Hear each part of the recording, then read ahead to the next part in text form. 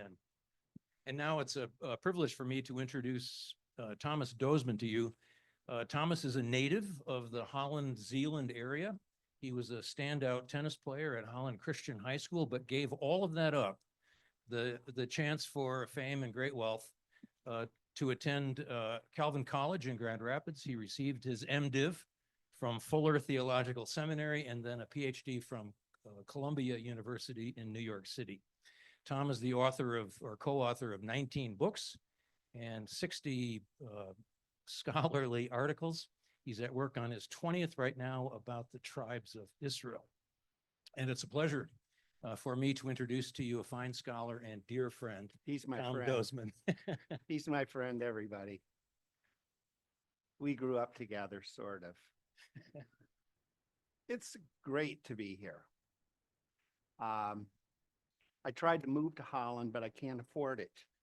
So you're lucky. Big topic today, fun topic. It's a topic I don't research in, but I love it. Taught it for 40 years. And I thought it might be fun to work on this material a little bit with you. Floods. And they are the most prominent, probably, mythology that we have, not just in Western culture. There's probably more flood mythologies in China and Japan than in the Middle East, and England has their own flood mythologies. So we're talking about something, I don't know, we're going to figure that out a little bit. What the heck is this all about? Why is everybody fixated on an origin flood? What does that do for us? Why are we talking about it now? It's really a fascinating problem. Oh, I did something this week. I started to play back in this material. Really wasn't all that familiar anymore with it. There's a flood mythology for the native population of Michigan. They had their own flood myth. I have it here. I'm not going to read it, but yeah, and I thought, well, that's cool. Wonder what it had to do with Lake Macatawa or something. Who knows? But flood mythologies are massive. This is what I want to do with you. It's too big to get much done. If it's so important, how do we read it? That's the big question. That's always the big question with these stories. If it's so important, what do I do with it? How do I read it? What am I supposed to get out of it? Why does it endure? What satisfying questions does it raise? Sometimes answer and sometimes not. So you and I are going to play with that today. We're going to try to get ourselves set up. Now, the flood mythology we're all familiar with is in the Hebrew Bible. In the first 11 chapters, it's structured as a flood mythology. But we're not going to go there. That's too familiar. We need to first ask ourselves today, for next week, how do we read this text? Who wrote this text? And were they writing in the tradition of the flood mythology? And if they were, well, what does that tell us about how to read it? It's pretty darn interesting, actually. But it's only interesting if we kind of work our way toward it. We need to get what we call a hermeneutical structure. We need to ask the right questions and then do comparison. Love comparison. And that is, what is similar about these flood stories? And then what is different? Because every flood mythology is grounded in somebody's lived experience. So even though they share many things, they also move in different directions. And that's what we're going to play with. Now, I'm not going to sit here and talk about them for an hour and a half, 2 weeks in a row. We're just going to work on it together. So I gave you a handout. And we're going to read a couple of pretty standard flood mythologies. And we're going to inductively ask ourselves, what do we pull from these stories? And we're going to start to get a repertoire. And by the end of today, I would like to have kind of a superficial level, but a good one, a way to read these texts that we don't have right now. And if you look at my handout, I'm going to take you through, I forget how many, not that many. One, I think really just 2 texts.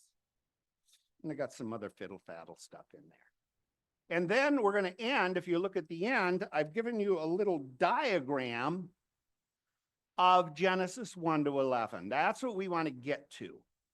And that's going to be our jumping off point for next week. And if you want to go read Genesis 1 to 11 this week, don't do it for bedtime reading.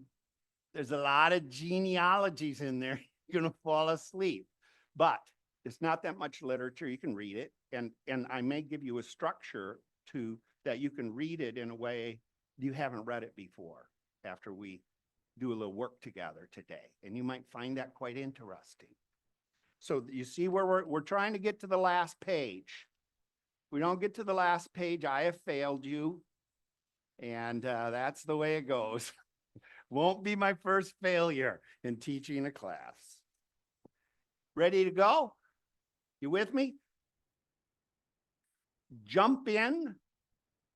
I'm going to kind of lead the reading, and then we're going to kind of work together and get some conclusions about how to move on.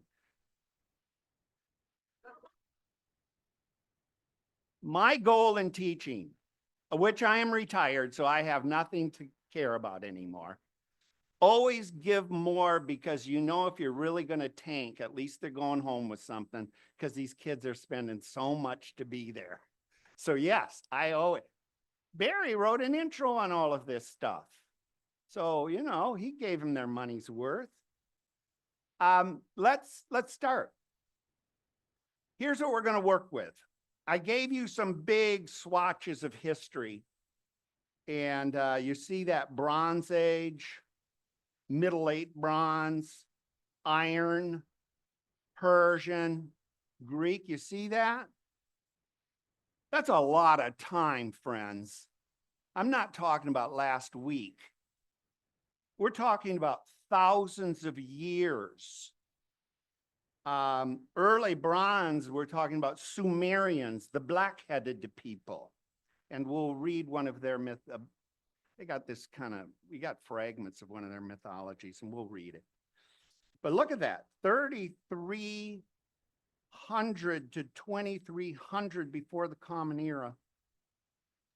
And we have sophisticated mythologies of the flood.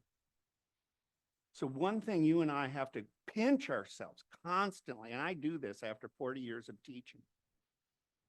This period of history is not primitive. These people are sophisticated.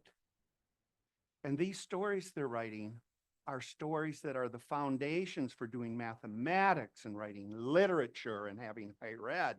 So we're not reading primitive stuff. We're reading people that could take the SAT and do very well. Then we move into this Middle Age, Middle Late Bronze, and you see we move from Sumerian culture to what we call Babylonian and Assyrian culture. And even though their language is different, I can't read Sumerian, but their worldview kind of overlaps a bit. So we move into Babylonian and Assyrian mythologies of the flood, and we're going to move from the Eridu Genesis and the king list to Atrahasis and Gilgamesh, but we're not doing much with Gilgamesh. I want to focus on Atrahasis, because Atrahasis is a great doorway into Genesis 1 to 3. I think the writer of Genesis 1 to 3, of which there's a couple of writers there, but I think they both have Atrahasis. It can't be in their back pocket because it's cement, but they have it someplace. And then we're going to set ourselves up for moving into the Iron Age, which moves from 1200 to roughly 550. And we move into ancient Israelite culture. And their writing is probably more toward the end of that. And the texts we're going to read are toward the end of that. So we're reading kind of late Iron Age literature when we move into Genesis. And that literature actually probably also moves into what we call the Persian period. So this week, we're going to cover a couple of millennia. We got time. We'll have time left over for coffee, friends. Next week, we're going to zero in a little bit more, probably, I don't know, this is why we get paid to teach. We don't really quite know what we're talking about at this point. Writing that's within a century of these writers, maybe even a less time frame, who knows? And then the Greeks, we're not going to go into the Greek material, but well, maybe we will next week. We'll see. Plato has some interesting stuff that plays a little bit in Genesis. But the Greeks keep this flood tradition going. Prometheus, that's all a flood tradition too. So all of these changing, overlapping cultures love our topic. And for some reason, need it. Right? It's not interesting literature for Wednesday afternoon. Somehow it's driving culture. All right. So let's take another step. I got to keep my eye on that clock. So I kind of talked about that paragraph. I don't want to talk about that paragraph. I'm just going to skip it because it sort of says what I've been blabbing about. One thing we have to keep in mind, we're reading mythologies. Bad word in the modern world, right? History's true, mythology's false. Take that thought, crumple it up like a piece of paper and throw it out that door because you are dead in the water if that's your starting point. Mythologies are complex,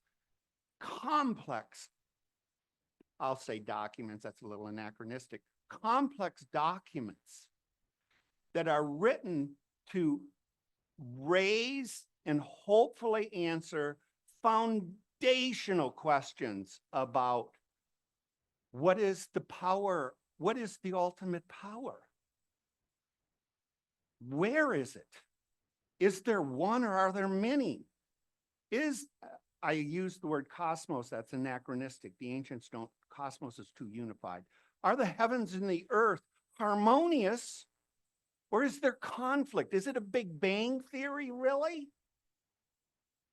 And well, once you make that, you do the sort of Kant critique of pure reason, right? It's metaphysics. Then you got to ask yourself, then if that's what is, then what is the world I'm walking in? How does it all hang? How's it related to these powers? Is it in conflict or is it harmonious? Should I watch my back? Is everything good?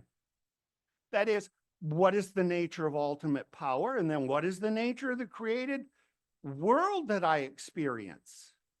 And then a kicker question, and it still is one, how do those two things relate? Do they relate? Do the ultimate powers, the gods, relate to the creation? Or are they disconnected? Is one on I-96 and the other going north on 31? If they are connected, I'd kind of like to know how they are. Why? Because the last question we want to ask ourselves in studying a mythology is, well, then who am I? What is my culture? How does society work? How do we tap into the electricity? Those are mythologies. And they function today for us like they functioned for the ancients. And the flood mythology is one of the primary stories to raise these questions. You with me? So cool. It is very cool. So I want to do a narrow reading of mythology with you, and that is those 4 questions that I just laid out to you. We're going to work with those 4 questions. What is the ultimate power? Who are the gods? What is the nature of creation? How does my lived experience work? How do the gods and creation interrelate, or don't they? And then finally, well, who's the human? Where are we in this? Okay, those are 4 questions, but it's a very narrow reading of mythology. That we call that an intellectualist approach to mythology. And it's legitimate and it's powerful, but don't kid yourself. Mythologies are bigger than that. They're much bigger than that. Mythologies also try to authenticate society. So mythologies have a social, political point of view. They're not just floating. They're telling you the ideal society, and you got to get on board. Once you know, then you can't say, oh, wow, the Eridu myth says so-and-so. Well, I think I'm going left on that. I'm going to go up I-31 because I don't like it. No, you're driving your car off the cliff. You're out of harmony with what is, you see? So there's social political implications in reading mythology, and a lot of my colleagues only read them that way. What's the politics of the mythology? Very powerful. And there's a middle way of reading mythologies. It's one of my favorites personally, and we're not going to do it. And that is the myth and ritual approach to mythology. Because when you ask the question of relationship, who are the gods? What is the world and how am I in it? You're asking that question because you want relationship. You want to network into it. You see? And that's the myth and ritual school. There is no such thing as the secular in the ancient world. Take that idea right out the door. Everything is alive. Everything is alive. Everything is divine spirit driven. So mythologies, when we raise the question of how do you relate, you're in the world of myth and ritual. How do I ritualize myself into the story? I want in. And now you're at the taproot of what is religion. I want in. I'm buying that ticket. Okay. Well, we because of the mythology, we know some secrets, and we'll give you a ticket, and this ticket will get you in.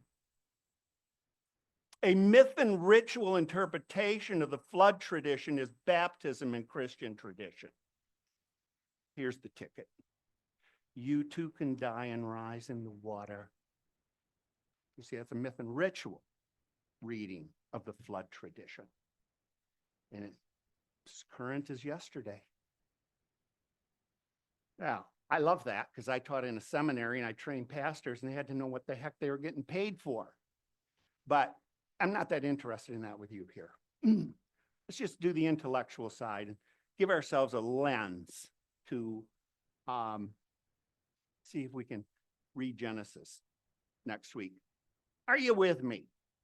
Not too much blab-a-lot?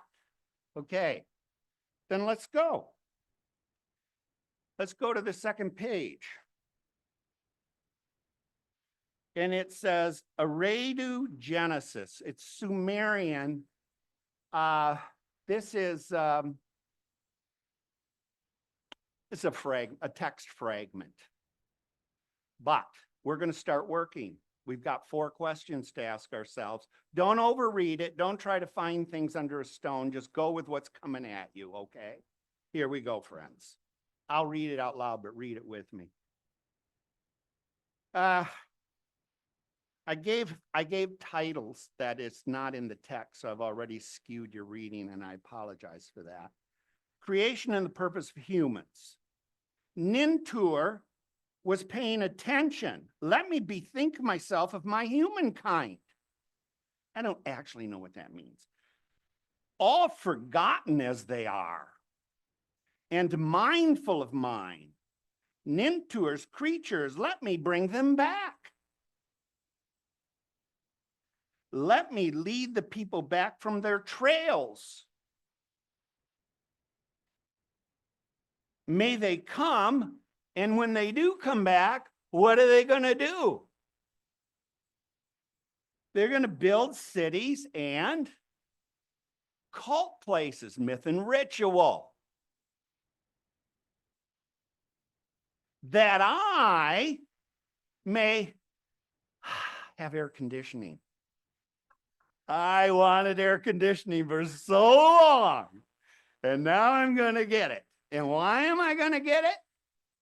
Because it doesn't tell us enough, does it? It's not really a creation myth, but it is kind of. Wherever these humans, they went north on 31, and this God's on 96, going to bring them back around for a purpose. When An and Enlil and Enki and Nurnhutsaga fashioned the dark-headed people, those are the Sumerians. A lot of Grecian formula 44 there, friends. They had made the small animals that come up and out of the earth. So I labeled that creation and the purpose of humans. Let's not categorize yet, even though I just did for us. Let's keep going a minute. That day, Nintur wept over her creatures, and holy Inanna was full of grief over their people. Okay, so there's some conflict. But Enki took counsel with his own heart. He's not in line. An, Enlil, Enki, Ninhursag had the gods of heaven and earth swear by the names of An and Enlil. And it breaks off. There's some divine counsel going on here. And these are the high gods. I mean, these are the Pubas. An, Enlil. You got to get in line here. At that time, Suzudra was king and lustration priest. He fashioned, being a seer, a statue of the god of giddiness. He's probably an ecstatic. He's a charismatic. And stood in awe beside it. It here is the wall. And as Suzudra stood there beside the wall, he went on hearing. So he's having an ecstatic experience. Enki, that renegade god, is talking to him. Step up to the wall to my left and listen. Let me speak a word to you at the wall, and may you grasp what I say to you. May you heed my advice. By our hand, a flood. Not good. You don't want this. Just going to keep reading. All evil winds, all stormy winds gathered into one, and with them the flood was sweeping over the cities for 7 days and 7 nights. After the flood had swept over the country, over the evil wind had tossed the big boat about on the great waters. The sun came out, spreading light over heaven and earth. So boom, there's the flood story. 7 days, 7 nights. That's a symbolic number probably in the ancient world. 7's complete. It still is for us. Suzudra then drilled an opening in the big boat, and the gallant Utu, the sun god, sent his light into the interior of the boat. Suzudra, being a king, stepped up before Utu, kissing the ground before him. The king was butchering oxen, was being lavish with the sheep barley cakes. All right? Let's finish reading and then let's put it together for a minute or two. Suzudra, being king, stepped up behind An and Enlil, kissing the ground. These are the Puba gods. This is the real power. And An and Enlil did well by him. We're granting him life like the gods. He transitions. He transitions. We're making lasting breath of life, like a god's descent into him. That day, they made Suzudra preserver as king of the name of the small animals and the seed of mankind, lived toward the east, over the mountains on Mount in Sumerian Tilman, and we know that word more commonly in Babylonian Assyrian mythology as a place called Dilman. Think Garden of Eden. Way to the east. Magical. He gets to go there. He's the only one. All right, there it is. Stop. Quickly. What is the nature of power? Well, there's not just one. There are multiple forms of power in the world. And power is personal, it's not impersonal. There's multiple forms of power and it's personal. That is, there are gods, they have personalities. Think of the transition we're making in the postmodern era from a mechanical view of the cosmos to a biological one. Same concepts. We're moving back towards this. Okay. And so there's varieties of ultimate power. That in itself, if you're a human, is a little unnerving. Who am I voting for? So it's a complex world with complex powers. And they all have personalities. But they work together. There is a council and there is hierarchy. So there's structure to these powers. But there's always the toothpaste that gets out of the tube. In this case, it's a god named Enki. Kind of goes his own way. So is the power of the cosmos, I'm going to use that word even though it's anachronistic, is it unified or is it conflictual? Right? It's not unified, but it's also really not conflictual, at least in this myth. That is, if it were conflictual, these gods would slug it out 10 rounds. And they're not doing that. So, okay. Well, what is the nature of creation? The story doesn't give us much. Does it? I mean, it's fragments. Creation isn't the gods. We know that much from this myth. Right? Creation isn't God's. So there's a difference between what we would say the sacred and the profane in this world. We think that too. This isn't heaven. So there is a sacred and there is a profane. And in this mythology, this is the profane. And gods have control over it. They have control over it. And what is the relationship between creation and the gods? The gods can do whatever the heck they want.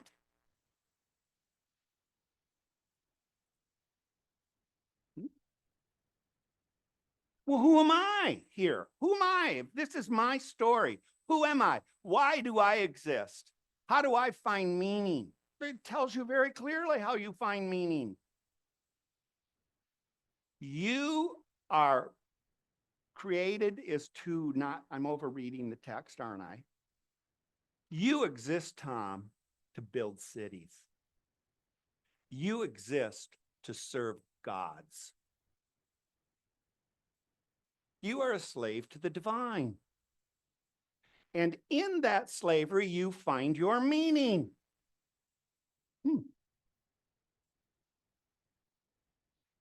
And in building those cities, that is, this is an urban, the social setting of this mythology is urban, not rural.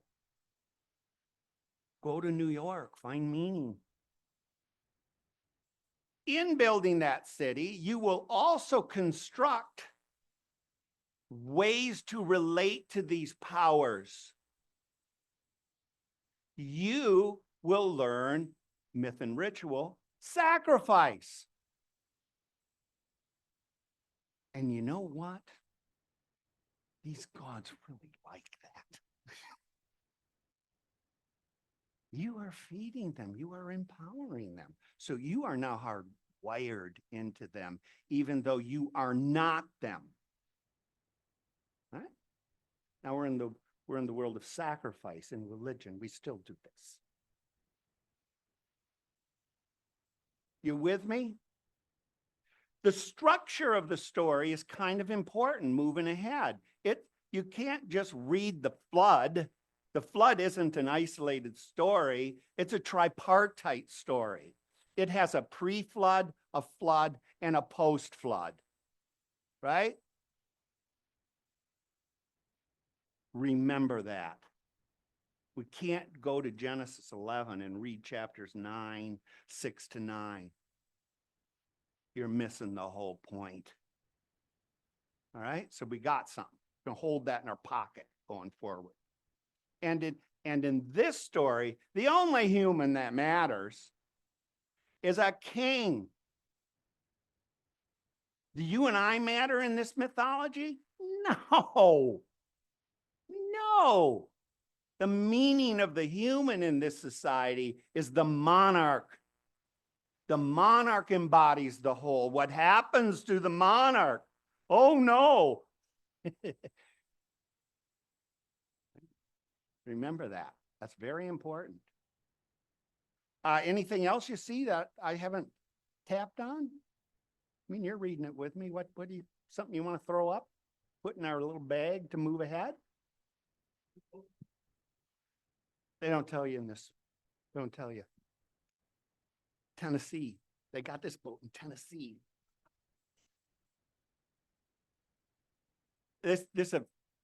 I don't know.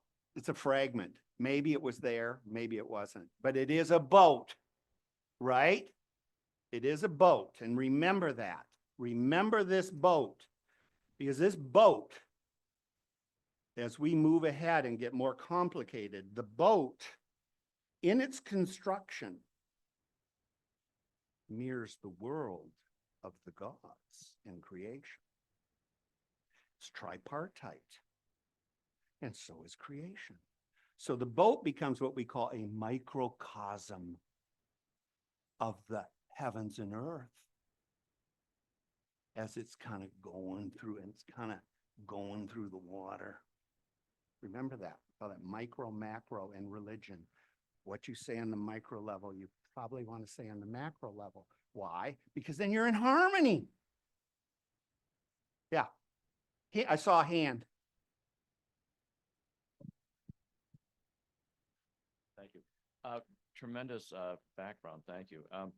Were there any peoples of those times that were documented as being people who did not buy into the whole gods over the gods over culture and rulers of their existence? Were those that were consuming all the lavish sheep and barley cakes that said, this is pretty good, but I don't buy into the whole gods ruling my world because we're here?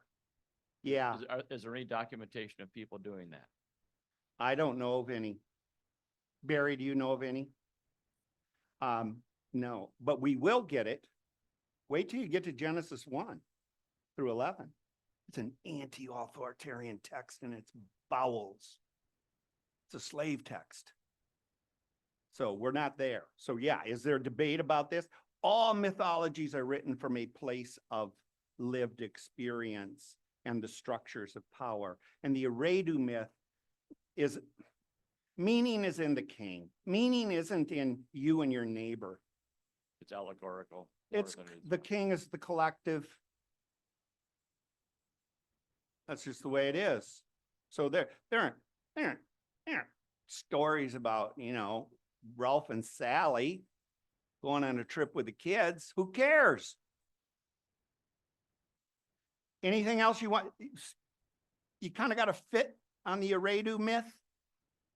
Let's take that three-part structure and take another step. Are you with me? Are you following this? Is it something you can hang on to? Go to the next page. Let's play with the before and after. What the Eridu myth told us is flood stories are about before and after. And the achieving of immortality by Zarathustra, that's very unusual. I mean, unusual, yeah, sort of, kind of. I mean, the Egyptians, this is kind of common for them, but this is kind of unusual. But this person kind of leaves our lived experience, doesn't he?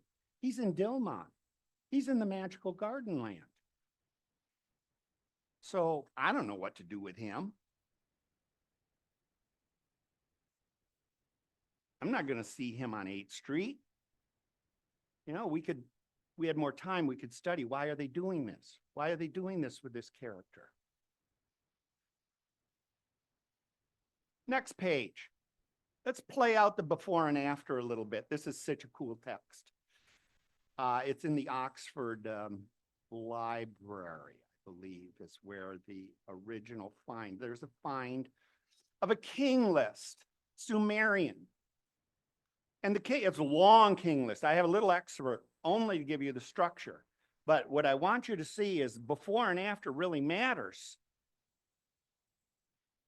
The Sumerian king list was discovered in Nippur in Iraq. It records the names of most of the kings of cities. These are urban mythologies. They're not, so these aren't primitive.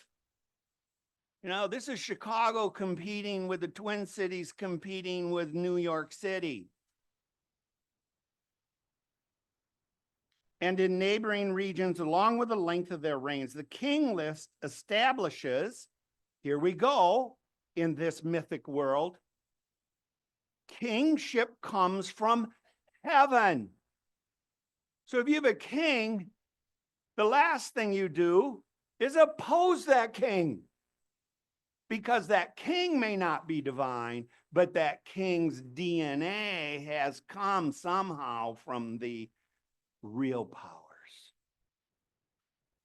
Kingship descended from heaven before recounting the reigns of Sumerian kings from the beginning of history to the end of the Essene dynasty, which is 2000 more or less. I'll give you an example, but basically what you get is that the king list separates kingship before the flood, after the flood. Now look at my just couple of examples and you get a feel. After the kingship descended from heaven, the kingship was in Eridu. That's where our myth is too. You see, they must have been poobahs, cultural poobahs. They're controlling a whole lot of stuff. And in Eridu, you get the king Alulim. How long did he reign? He reigned 28,800 years. Not bad. Not bad. And then he was followed by Alajar, who reigned 36,600 years. And this list goes on. And I think there are 8 pre-flood kings. And in all, these 8 kings reigned 241,000 years. Not bad.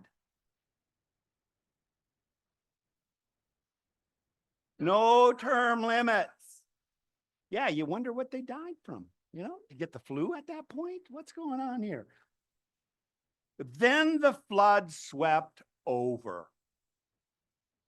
After the flood had swept over and the kingship had descended from heaven, kings are still not to be trifled with. The kings of Kish Jukur reigned 1,200 years.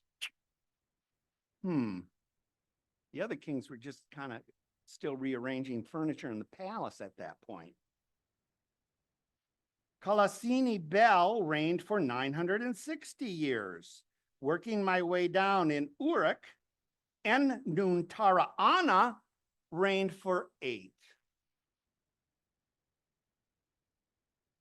Mekhe the smith reigned for 36. Melam Anna for 6. Lugal Kittun for 36. Pre-flood, flood, post-flood, with an eye on kingship as the central reality in human experience.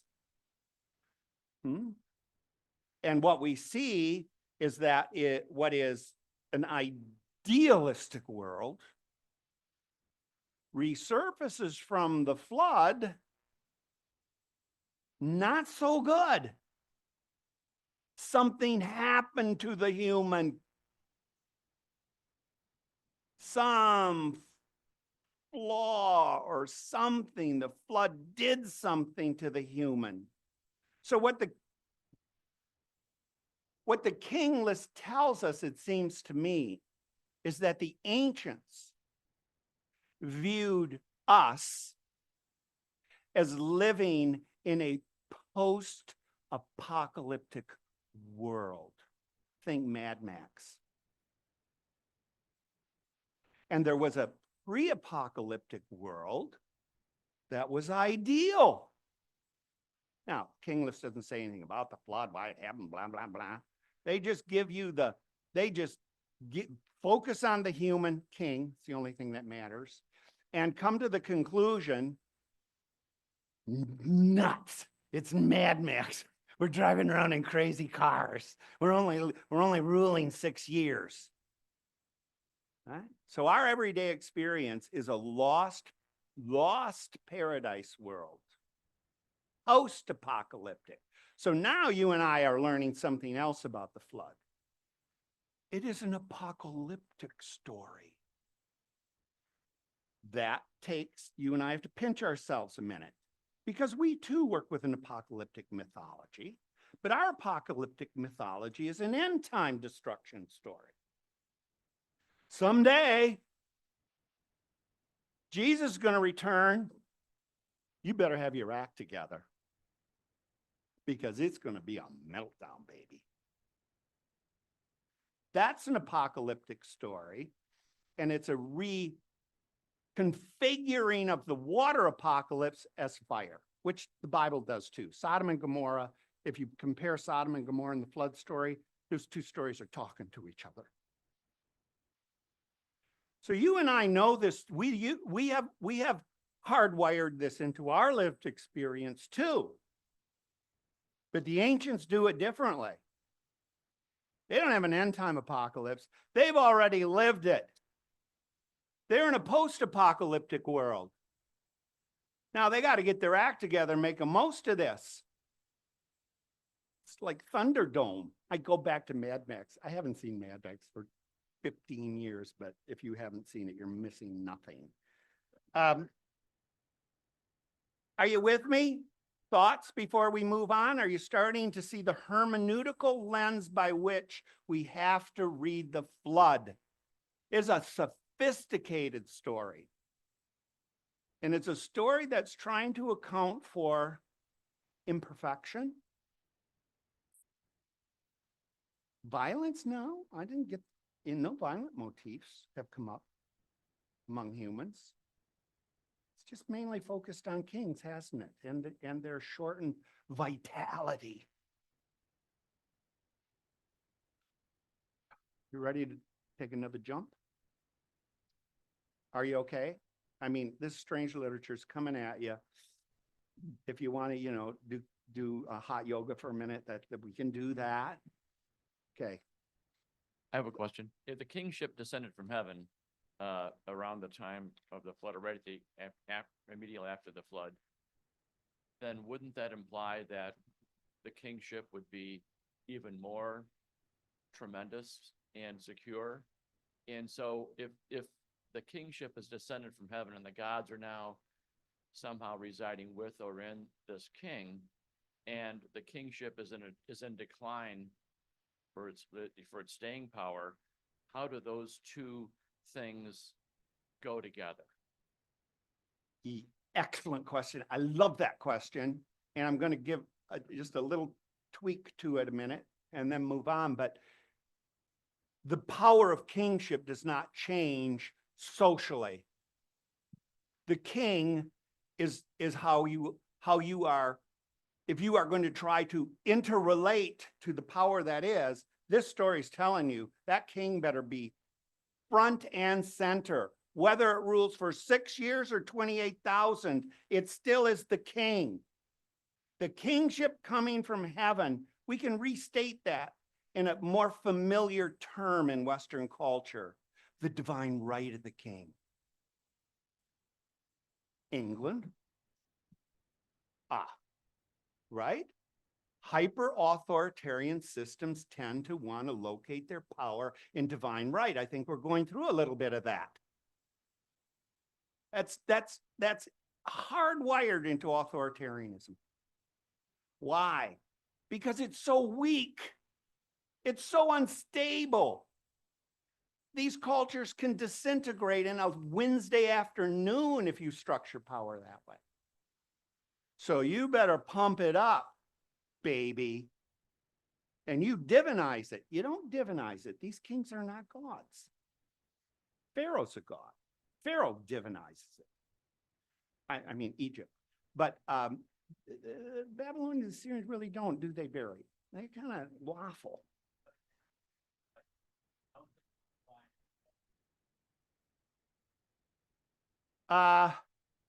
Yeah, there was an ideal time. There was an ideal epic. Yes, so they are post-apocalyptic, but it doesn't lessen the power of the monarch in the structure of society. And if you take that into a myth and ritual perspective on the myth, that it's not here, all worship's going to go through this king. This king is going to be the center of all cultic activity, because that's your avenue to the really real. So the king was usually the head of the cult, had priests, of course, but the major festivals required the monarch being active in the cult. No separation of church and state here. Yeah. Yeah, I mean, it'll come under criticism, and then it comes back. Authoritarian power, it's in the DNA. It comes, it always comes. It's distributing power that's the oddity in history. Greeks did it. Ancient Israel did it by reconfiguring tribally. We did it in the founding of the experiment. But those are oddities. And frankly, you know, the history of those isn't that great. Let's move on, friends. The two ages of the human condition in the flood mythology. Okay, this is a motherlode text. This is a big text. And I've given you a Cliff's Notes. You have Tom's Cliff's Notes, which is probably flawed, but there's our structure. Pre-flood, first two tablets, flood, part of the second tablet, third tablet, post-flood, tablet 3. Okay, there it is. What we are seeing now, and we are 1,000 years into this, is that there's a genre. If you're going to write a flood mythology, you are not a creative author. There is a tradition. You got to follow it. This is more like science. Follow the structure. So let's see how these atrahasis, and I've given it to you there in this little thing, but let's flip over and, but we're doing okay. We're going to get to the end of this. You're still with me, right? You want to stand up because you're getting sick. It is a flood story, you know. Here we go. I'm going to start reading. This print is so small. Friends, I'm having a hard time seeing this. It's my own fault. All right, here we go. When the gods, instead of man, did the work, bore the loads, the gods' load was too great. This story's starting at a very different place in Eridu.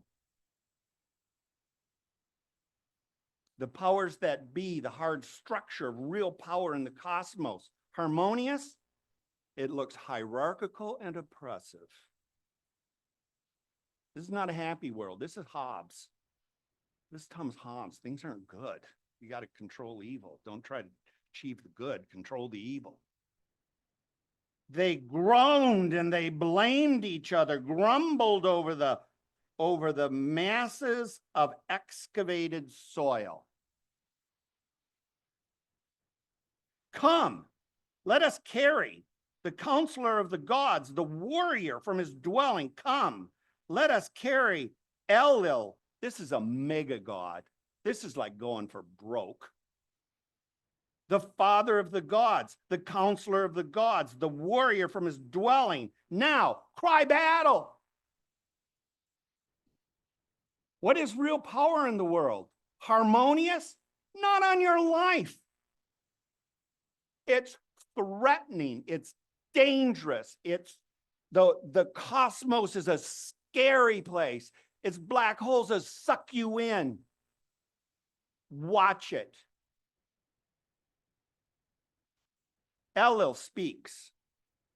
Is it against me that they have, I'm having a hard time seeing this, that they have risen? Shall I do battle? We call this the Chaos Kampf motif in ancient religion. Creation is rooted in conflict, not in harmony. You slug it out, winner take all. Shall I do battle? What did I see with my own eyes? A rabble was running around my door. Debate among the high gods about how to respond to the revolt of the lower gods. So much more complex text than the Eridu. I hope you're seeing that. A lot of science has taken place over this period of time. They've been studying astronomy and they're doing math, and A made his voice heard and he spoke to the gods, his brothers. Why are we blaming them? Their work was too hard. Their trouble was too much. Every day the earth resounded. The warning signal was loud enough. We kept hearing the noise. Major motif in ancient Near Eastern mythology. Noise is not good. Noise is the byproduct of conflict. And gods like to sleep. They're sleepy people, gods. This is in the Hebrew Bible too. Yahweh likes to sleep and then he gets woken up. Now what is it? A golden calf? Oh, not that golden. I can't go down there and kill them all off. It's a motif about harmony. If the god can be at rest, you see, it's not just stupid. That means things are in their place. We could get something done. I might build a house. Right? So that god's got to be sleeping. At least the high god has to be sleeping. Belet Eli, the womb goddess, is present. Let the womb goddess create offspring and let man hear the load, bear the load of the gods. Okay, here's a real creation mythology. We get a goddess, and what is she going to do? She's going to birth humans. And why? Because if she doesn't, the cosmos is going to implode. So this is birth by, we got no choice here. Goddess Nintu speaking. It is not proper for me to make him. The work is Enki's. Oh, they're that little sneakers back. Right? These gods have a long shelf life. He makes everything pure. If he makes me clay, then I will do it. So this is a motif we know from the Hebrew Bible, the creation out of clay, right? That's a standard motif, and here it is in the second millennium. Enki made his voice heard. He made a purification by washing Gishtui, a god who had intelligence, all right? A smarty pants. He slaughtered him. And this is a fairly common motif in these creation mythologies. Where do we come from? Who are we? No, you're not just birthed and into. We slaughtered a god to get you. Nintu mixed clay with his flesh and his blood. This is a much more sophisticated, but we didn't really get a view of the human in the Eridu myth. Now we're getting one. And now when I look in the mirror, I'm beginning to see myself as kind of complex. Kind of complex. I'm not a god, but I'm not a god.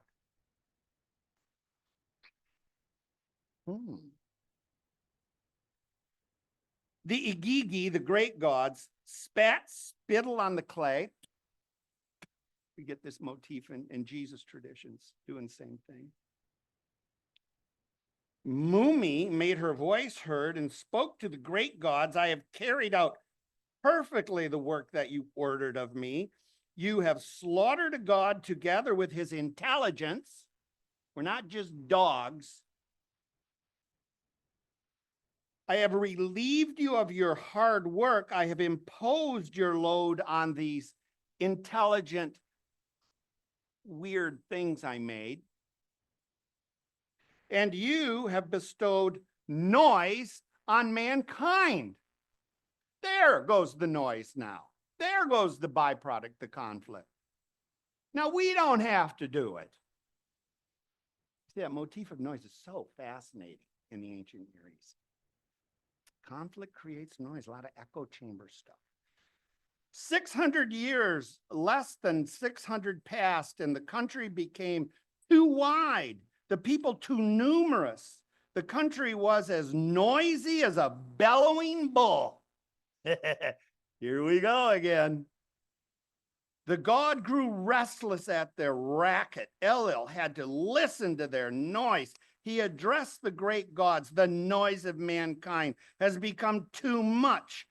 I am losing sleep over their racket. Okay, we've lost harmony. We've lost harmony. We've destabilized. We don't want that. We want this God taking big names. Elil speaking, give the order that Sharupu disease shall break out. That is, let's introduce new things in human experience. COVID. Throw a little COVID down there. Now, there was one Atrahasis whose ear was open to the god Enki. It's that Enki god again. You see, he's a rascal. He's a charismatic. Charismatics are always anti-authoritarian until they aren't. How long will the gods make us suffer? Will they make us suffer illness forever? Enki made his voice heard and spoke to his servant. Call the elders, the senior men. Start an uprising in your own house. Right? So now they're gonna let them make a loud noise in the land. Do not revere your gods. Do not pray to your goddesses. How do humans relate? How does it all work? Break it apart. Break it apart. The Sharupu disease left them. The gods went back to their regular offerings. That is, they were starving them. They were starving them. Gods need sacrifice. How they interrelate with the human. You stop the sacrifice. You take lunch away. Gods don't go on diets. 600 years, less than 600 passed, and the country became too wide, the people too numerous. The country was as noisy as a bellowing bull. Here we go again, friends. The gods grew restless at their clamor. Elil had to listen to their noise, blah, blah, blah, blah, blah. And I'm just going to skip.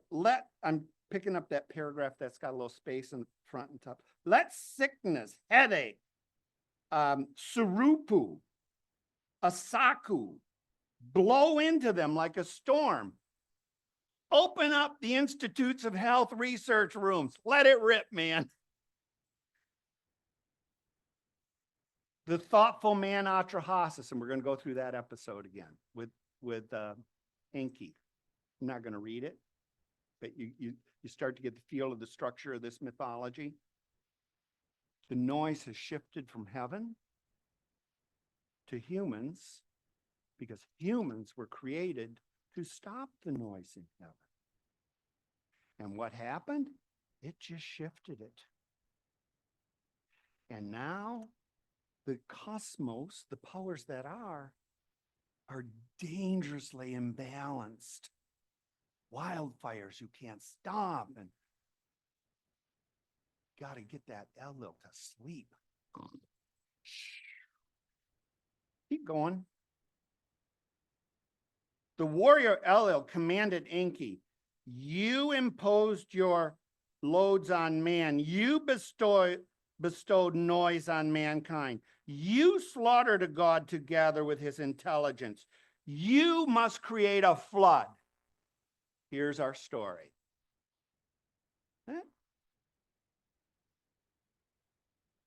It is indeed your power that shall be used against your people. So they're going after that wily god this time. So there's a new motif here. It's kind of interesting. The gods gave an explicit command. Elil performed a bad deed to his people. Wall, listen constantly to me. Remember the wall back in the Eredu? Same motif as here. Reed hut, make sure you attend to all my words. Dismantle the house, build a boat. Roof it with Apsu. Apsu, they're two primordial gods. Apsu is mud and Tiamat is water, and together, that's kind of the cosmos. So that the sun cannot see inside it. Make upper decks and lower decks. This is where the ark now becomes a model of heaven and earth. It's going to be a microcosm of the macrocosm. The tackle must be very strong. The bitumen strong to give strength. I shall make rain fall on you here. A wealth of birds, a hamper of fish. He opened the sand clock and filled it. He told him the sand needed for the flood was 7 nights worth. Basically the same flood story, 7 days, 7 nights. He selected and put on board the birds that fly in the sky, cattle of Shakan, wild animals of open country. So it's the flood with everything on it, 2 by 2. The winds were raging even as he went up and cut through the rope and so forth and so on, and you get the flood. And I'm going to pick it up at sea. The gods argue over the flood. Nintu was wailing. Would a true father have given birth to the rolling sea that is power out of control? Have we gone insane? The warrior Elil spotted the boat and was furious. He made his voice heard and he spoke to the great gods. I did it in defiance of you. I made sure life was preserved. So there's a debate going on. Is the world of the gods harmonious? Not at all. And in fact, even in the structure of it, you've got the high god who can't sleep. It's a very dangerous cosmos. Post-flood. Enki made his voice heard and spoke to the womb goddess Nintu. You are the womb goddess who decrees destinies. Let there be among the people the women who give birth, yet does not give birth. All right, they're restructuring the human physiology and experience, and they're going for the taproot. Birthing and creation are often reflexes in these ancient stories. Let there be a Pasitu demon among the people to snatch the baby from its mother's lap. Birth leading to death. Establish Ugbatu, Entu, Egasitu women. They shall be taboo and thus control childbirth. See, they're going for the women. They're going for the women. Why? Because that controls the human. Right? These are patriarchal stories, but the women hold all the cards. In the post-flood, gods are targeting reproduction. Reproduction. How he sent the flood, but a man survived the catastrophe. You are the counselor of the gods. Done. There is the Cliff's Notes of Atrahasis.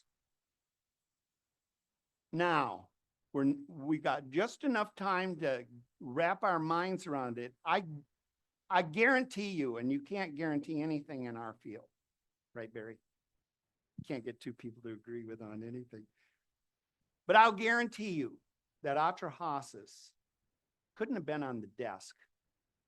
Our Genesis 1 to 11 knows Atrahasis. This story is right there. And our Genesis writer wants to upgrade that story for the lived experience of his time in history. But we're not there yet. So let's look at Atrahasis. Couple of things. Okay, what is power? This is tricky, friends. There's a lot of gods. They don't get along very well. Which one are you going to worship? Where are you going to tithe? You have to do some thinking about this if you're living in the world of this. Where is the really real? Which way are you going to go? It's a much more unstable story. See? It's a much more sophisticated story.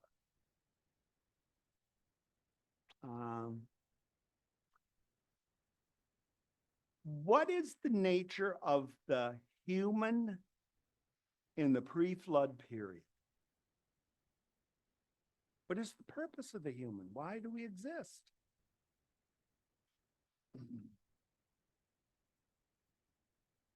Any takers on that? Why are we created? Why am I here? What must Tom do?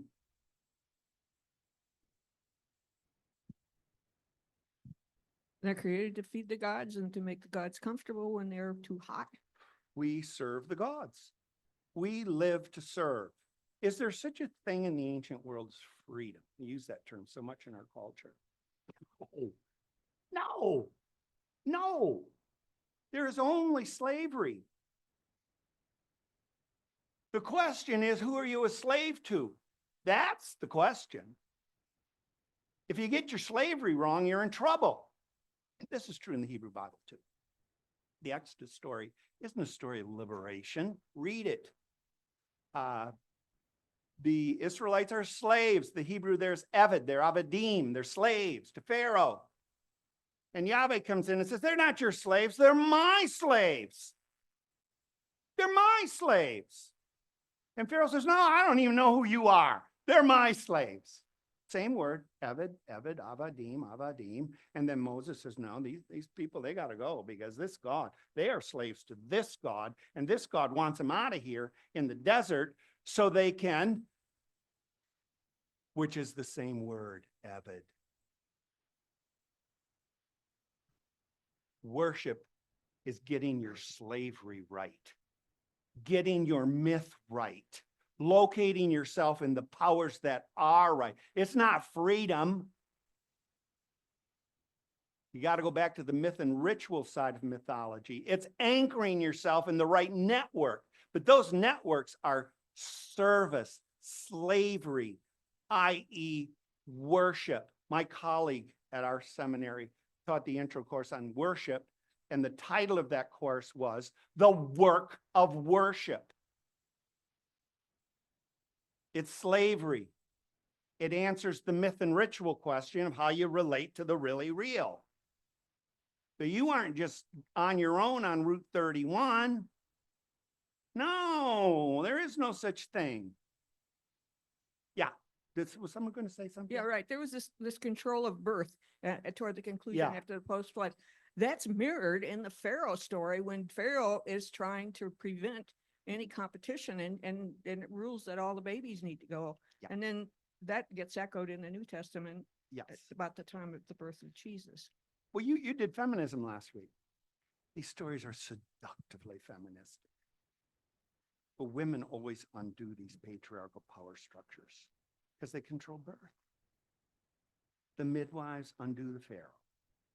Pharaoh's daughter undoes Pharaoh. Yeah.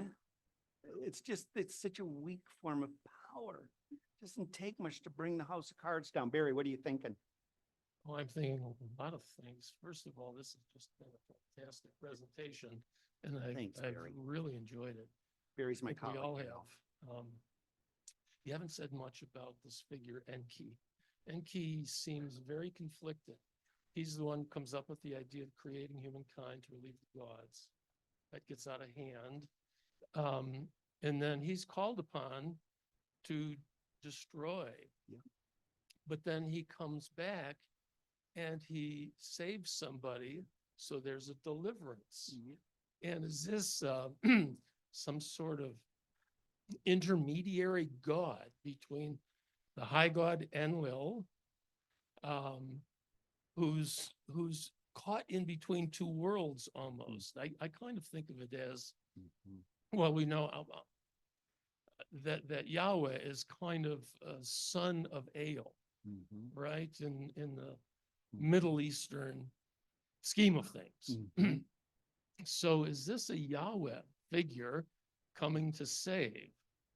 I mean, I'm projecting into the Old Testament here. Barry, this is an article for you to write. No one's written on this. This is a really interesting problem. And I was thinking about it this week too, because Enki's also A. Same role. I mean, at the very least, what it tells us at this level of our work is this is a sophisticated, complex world. These gods are not harmonious. In fact, they're the Big Bang Theory now, but then there's also this wily Enki god who's got a special relationship to the human. I like that, Barry. I don't know the answer to that, but it's sitting there, isn't it?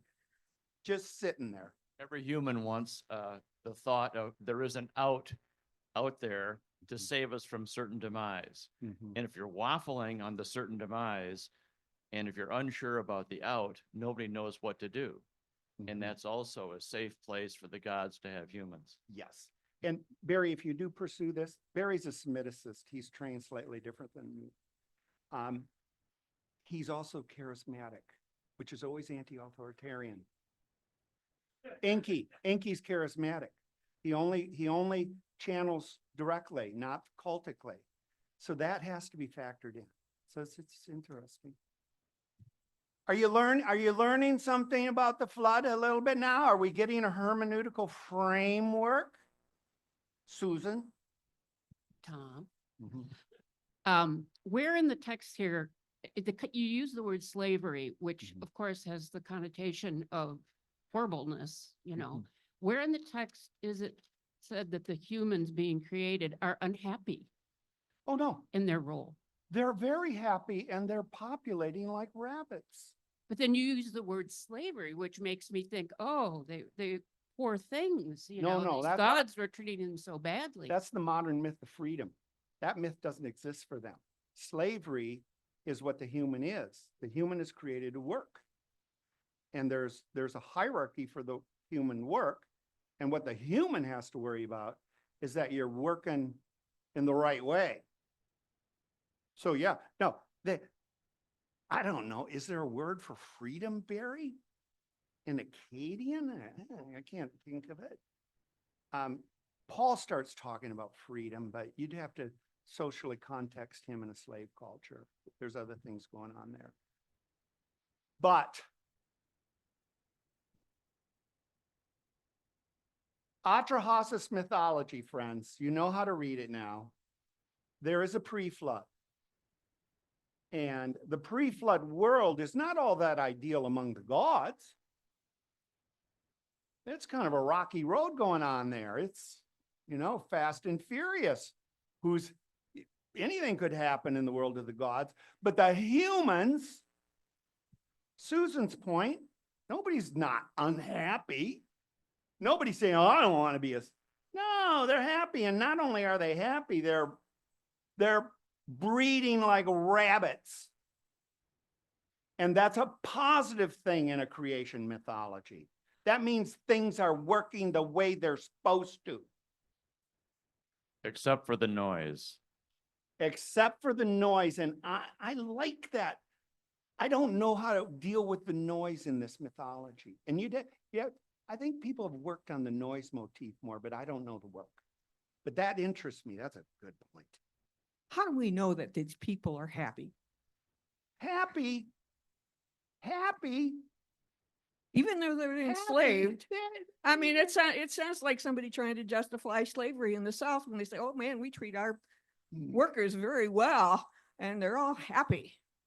Yeah, well, what do you have? I mean, now we're doing the social reading of the mythology. It is a monarchy. Everything flows from the top down. And if you know your place in it, nobody's asking you if you're happy. You have identity. You exist. You have meaning. Better word. Now, post-flood Atrahasis is what?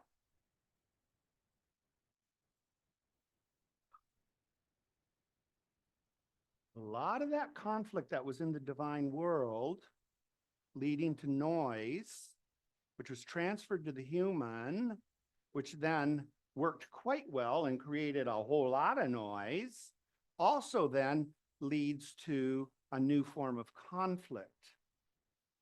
And that is a variety of ways not to birth. Birthing is no longer a fulfilling automatic experience. You got lucky. Right? You got lucky. There's a variety of ways of demon diseases aimed at birthing women. Right? That's what this. So the post-flood world again is post-apocalyptic. It's post-apocalyptic. It's not ideal. Back with Mad Max, driving those little go-karts around the desert. And life is not a guarantee. In fact, life is luck. Again, they don't psychologize it, Susan. They just tell you what it is. But my hunch is that prosciutto got me and I was a woman, I would not be happy. So the human in an ideal state serves, proper place, hyper-productive, fertile, noisy, too many of them running around in circles. Elil can't sleep, inflicts flood. Flood is stopped, gives rise to a post-apocalyptic world of multiple birth diseases, stillborn babies. And that is the lived experience of the writers. That's the world we're in. How did we get here?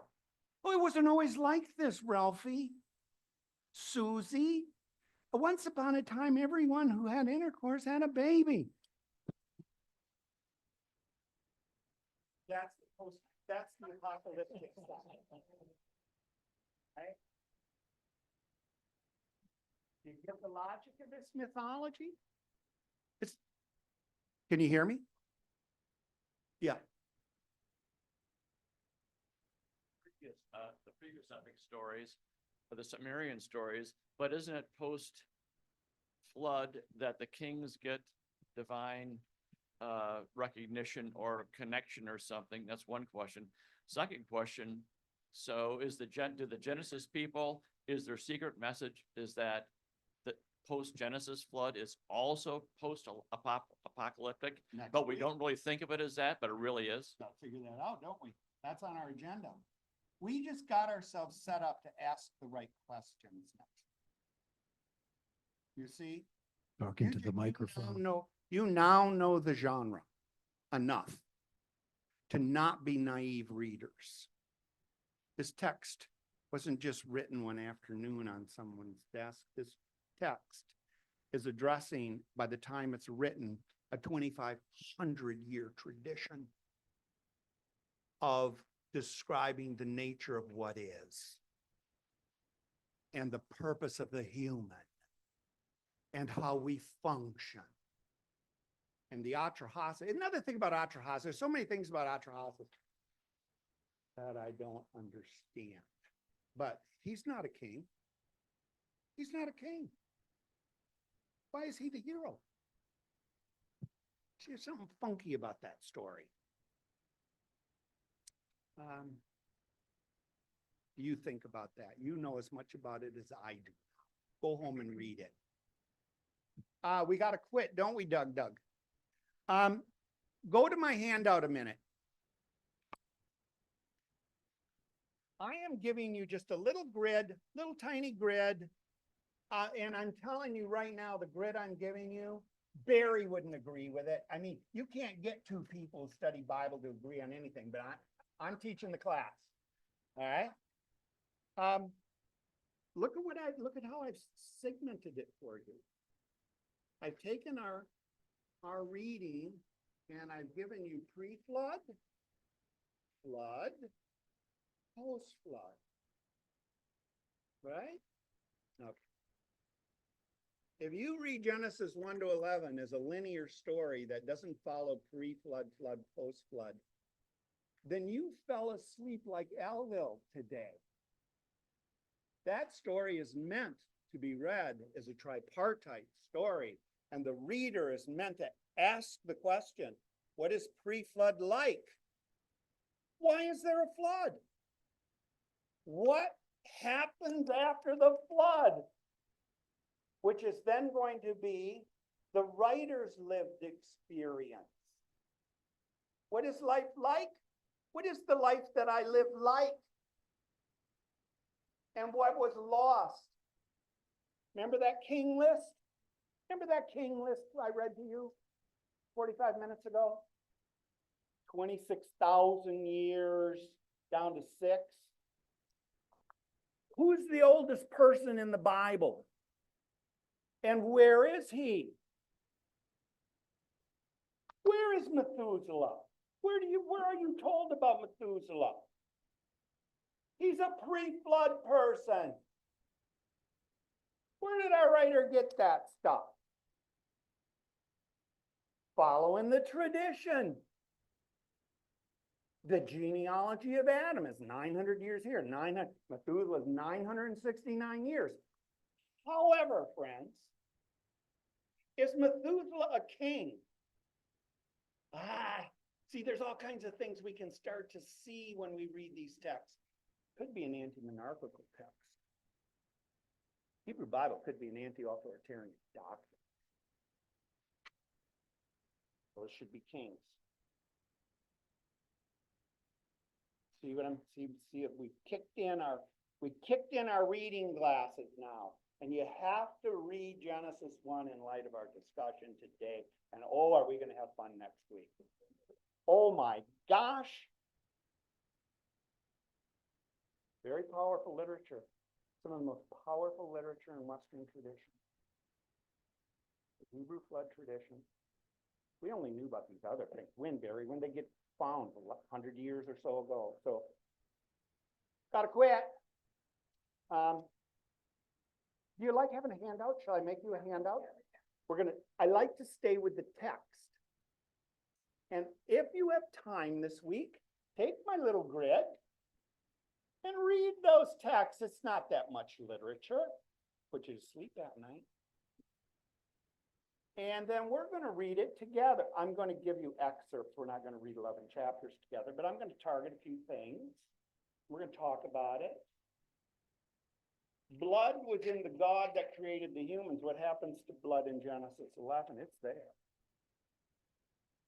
Good thing, bad thing. We'll find out next week. Bye. Thank you, Tom.